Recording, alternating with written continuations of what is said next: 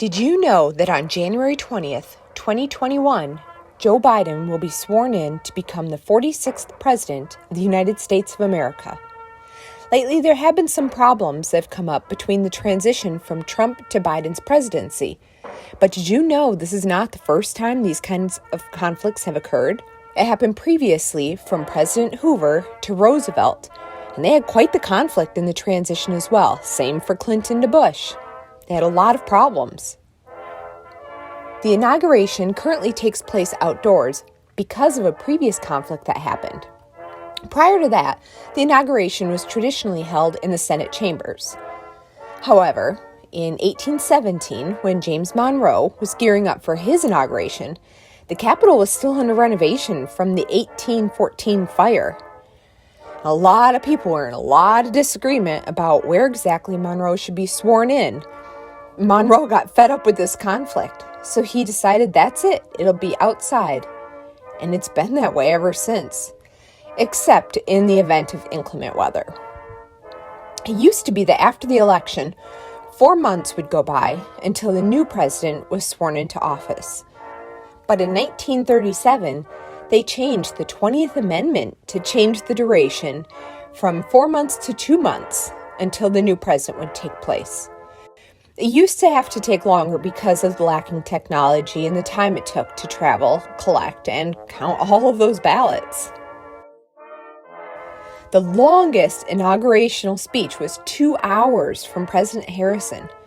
Plus, it was super cold and rainy that day, and he refused to wear an overcoat.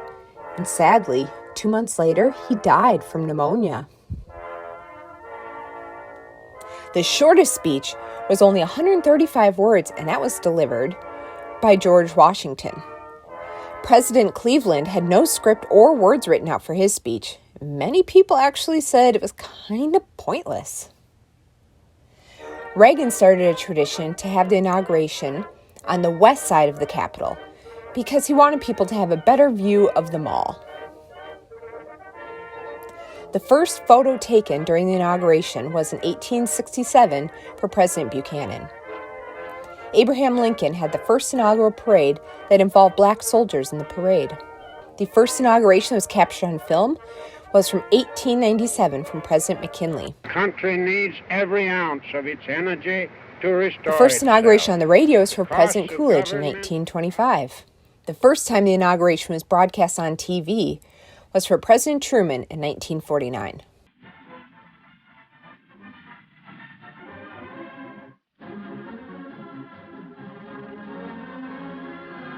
You, Harry S. Truman, do solemnly swear. The first time the inauguration was streamed live online was for President Clinton in 1997. I, William Jefferson Clinton, do solemnly swear.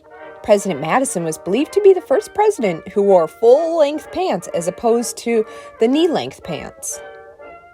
The warmest inauguration was for President Reagan, and for his first inauguration, it was a blistering 55 degrees.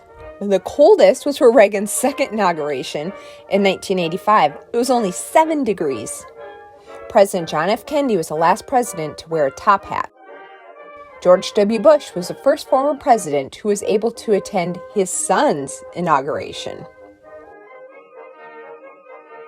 President Obama is well known for being an eloquent speaker, but he actually botched his oath. The next day, in fact, he had a redo. Take a look at the initial one. I, Barack Hussein Obama, do solemnly swear I, Barack Hussein Obama, do solemnly swear that I will execute the office of President to the United States faithfully, that I will execute the office of President of the United States. President of the United States faithfully. To honor President Obama, Trinity Church in New York brought in bell ringers that rang the bells at the church for a solid 3 hours. Man, that must have been exhausting.